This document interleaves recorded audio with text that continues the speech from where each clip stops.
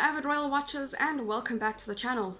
In today's news, the coronavirus lockdown, coupled with the months-long closure of the royal palaces, has threatened to blow a $33.6 million hole in the Queen's finances.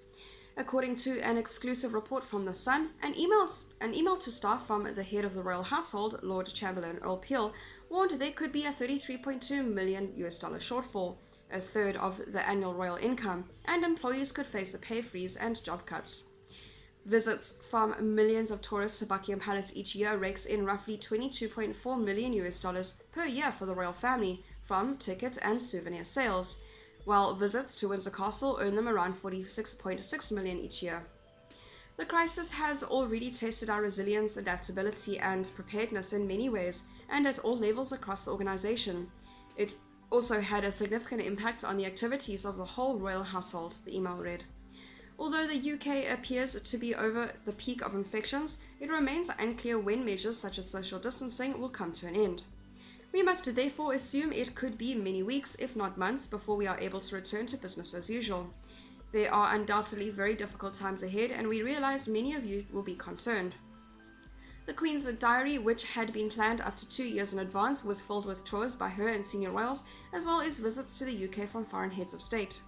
But as a result of COVID-19 pandemic and the change of life only truly returning to normal once a vaccine against the virus is widely available, all remaining investitures this year have been cancelled, and events next year and in 2020 have been placed under review.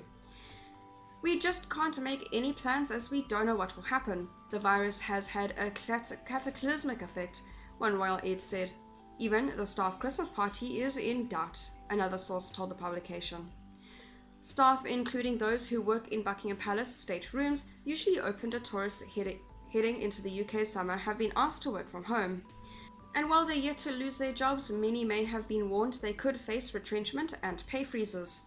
In this email, the Lord Chamberlain said property spend would also be reduced, a move that could affect planned renovations and repairs to Buckingham Palace. The royal household, like most organisations, is not immune to the impact of the pandemic on our financial position, he wrote. Many projects have been halted and all but essential expenditure has been suspended. A recruitment freeze has been implemented and no new posts will be appointed unless a very clear business case exists. This year's annual pay review has also been paused.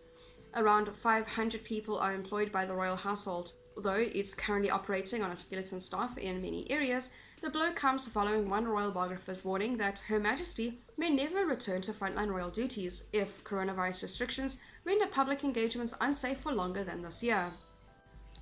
The Queen, at the age of 94, will remain in lockdown at Windsor Castle until at least the end of August, her longest absence from duties in her 68-year reign. It's terribly sad, but I can't see how the Queen can resume her usual job. The COVID-19 virus isn't going away soon and will be with us for months, if not years, royal biographer Andrew Morton said, adding, it was likely we'd only see her on TV or video from now on. It would be far too risky for the Queen to start meeting people regularly. She has always loved getting out and meeting people, but she can't take the risk. How can she carry out investitures, meet ambassadors, do walkabouts and visit palaces without people at close range? If she gets this bug, it could be fatal and would put Prince Philip at risk. That is all for today's news. Thank you very much for watching. I'll see you next video.